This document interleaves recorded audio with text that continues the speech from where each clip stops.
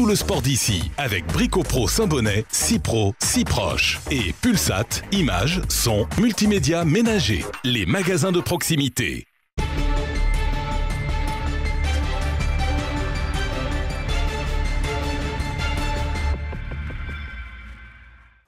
Bonjour et bienvenue dans cette nouvelle édition du JT des sports d'ici. Au programme ce soir, on va parler hockey, on va parler patinage artistique, on va parler football et bien sûr les résultats sportifs de cette fin de semaine. On commence donc avec le hockey et les Diables Rouges de Briançon qui ont perdu leur rencontre face aux Ducs de Dijon 3-2 samedi soir à domicile. Les Briançonnais ont inscrit 2 buts grâce à Kearney et De Kock, mais les Ducs étaient les plus tenaces et se sont imposés dans les prolongations, les Diables Rouges qui restent toujours deuxième malgré leur défaite. Les Rapaces ont décroché la victoire à Morzine-Avoria 4-3 samedi soir en Ligue Magnus. Les Rapaces ont réussi à trouver le chemin défilé grâce à Nicolas Arosamena par 2 fois. Virpio et Colin Moore, les Rapaces font ainsi taire les mauvaises langues qui les voyaient perdants à Morzine.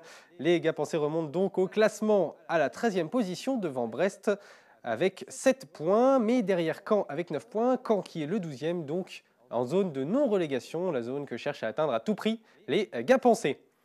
Toujours en hockey, on est allé filmer à l'Alparena ce dimanche après-midi la relève des Rapaces seniors ce dimanche.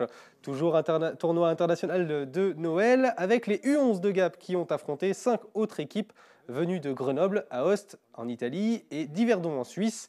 Les petits Rapaces se sont hissés jusqu'en finale contre les Bulldogs d'Aos, mais se sont inclinés 4-2. Romain Moussier, leur entraîneur, est très fier d'eux. Ils se sont bien défendus. Ils ont même bien défendu les couleurs du club. Allez, on ne résiste pas à cette image. C'est l'image du gardien qui arrête un tir d'un Bulldog d'Aoste, sauf que il a perdu le palais. Alors on ne sait pas où il est passé et finalement l'arbitre, quand l'arbitre vient le chercher, il le cherche, vous voyez. Et finalement, on a retrouvé le palais et la partie a pu continuer. Glace toujours, franc succès pour le gala de Noël de Gap. C'était l'Axel Gap, c'était ce vendredi soir à l'Alparena. Les jeunes patineuses ont proposé un spectacle sur le thème de Noël pendant plus d'1 heure et demie. Figure en solo ou à plusieurs, les spectateurs étaient émerveillés et écoutez-les à la fin du show. Un spectacle grandiose, des enfants merveilleux, une organisation sublime.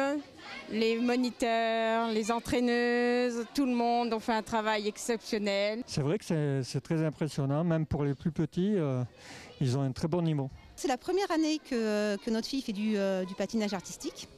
Et donc du coup, voilà, on a eu l'occasion de découvrir et la patinoire et puis la compagnie. Ça fait toujours chaud au cœur quand on voit ces enfants qui patinent, même qui sont un peu plus grands. Ça fait chaud au cœur, on les voit évoluer. Et voilà, c'est nos enfants, quoi. Ça fait tout drôle, hein. C'est vrai qu'elle est passée en tout début de soirée, mais ils sont très bien. Et... Moi, j'ai aimé l'alternance des groupes d'enfants, et puis après, on avait des patineurs qui étaient plus performants, des compétiteurs. Donc du coup, j'étais étonnée du niveau. Il y a vraiment un bon niveau à Gap. Tout a été magnifique. C'est la magie de Noël. Il n'y a pas un plus, il n'y a pas... Non, tout était très joli. On continue avec du football et les Gapençais en PHB qui l'ont emporté dans la douleur contre Moyenne Durance. Vous pouvez les voir en jaune sur ces images. Le public était content de voir un peu d'opposition en face des joueurs Gapençais. C'est pas souvent effectivement que les Gapençais rencontrent des adversaires à leur niveau. Allez, on passe aux résultats sportifs et football. Toujours en PHA, Villeneuve et Lavance font un nul de partout. Vennes l'emporte 1-0 sur Embrun. En PHB, Laragne l'emporte 1-0 face à Briançon. Lémé et Savines font un nul de partout. L'Alliance Champsor-Valgodemar l'emporte 3-0 face à Barcelonnette. Serres s'incline 1-2 contre la Rochesport. Et l'Argentière l'emporte par forfait 3-0 contre l'Avance. Handball, National 3, les Gapençais se sont inclinés ce samedi soir contre l'OGC Nice Côte d'Azur à l'extérieur, 39-19. Basket pré-national et une lourde défaite pour les Gapençais en déplacement à Tarascon. Ils se sont inclinés 92-64 dans la soirée. En excellence féminine, défaite des Gapençaises 41-77 face à Simiane Bouc-Bel-Air cet après-midi, ce dimanche après-midi.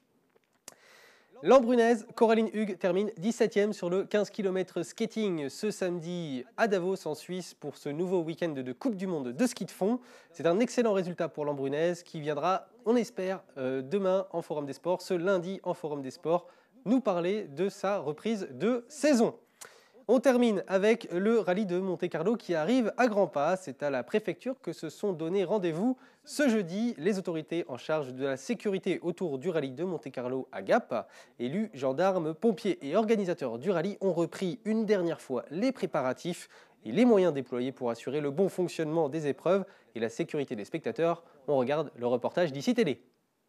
Dernière ligne droite pour le rallye de Monte-Carlo. L'Automobile Club de Monaco, l'organisateur du rallye, est très heureux d'être de retour dans les Hautes-Alpes. Après plusieurs années passées dans la Drôme, le rallye revient dans le département pour proposer plus de 250 km de spécial dans les Alpes du Sud. Écoutez Christian Tornator, le directeur de course. On a quitté Valence et on a retrouvé Gap parce que ce sont les deux villes qui partagent ou avec lesquels on partage nos envies de spécial. Et c'est vrai qu'on était depuis 6 ans, même peut-être 7 ans sur Valence.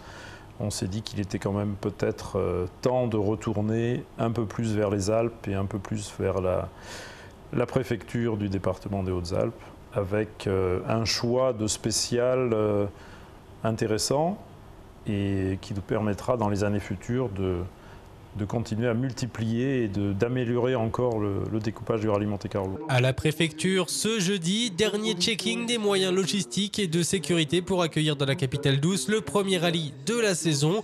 Élus, pompiers, gendarmes et la police municipale se sont réunis en présence des représentants de l'Automobile Club de Monaco pour passer en revue les moyens déployés. Écoutez Pierre Bénard, le préfet des Hautes-Alpes. Là, on vient de valider tout le dispositif, notamment de sécurité et de tracé. Nos services de sécurité ici dans le département se sont bien coordonnés entre police, gendarmerie, pompiers, mais également avec les départements voisins, puisque il y aura des bouts de tracé dans le 04 et dans la Drôme. Et donc, non, je crois qu'on est sur une bonne organisation. Maintenant, il faut espérer qu'il n'y ait pas d'écueil pendant la fête. Le rallye ici, mais aussi bien à Monaco, un rallye sous le signe de la passion, car le public haut alpin est déjà conquis. Écoutez l'un des organisateurs, Jean-Luc Villevieille de l'ACM, il est très heureux d'être de retour à Gap.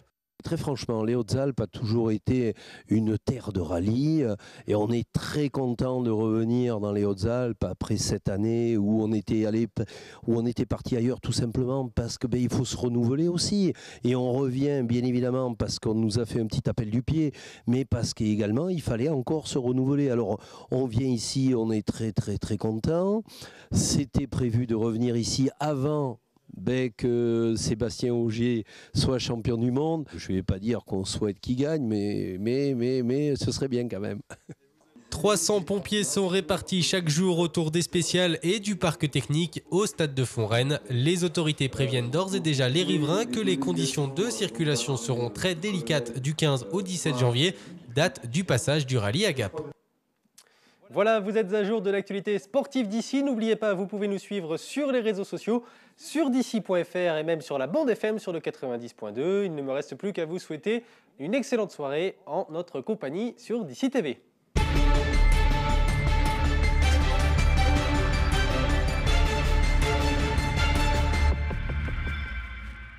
Tout le sport d'ici avec Brico-Pro Saint-Bonnet, si pro, si proche. Et Pulsat, images, son, multimédia ménager. Les magasins de proximité.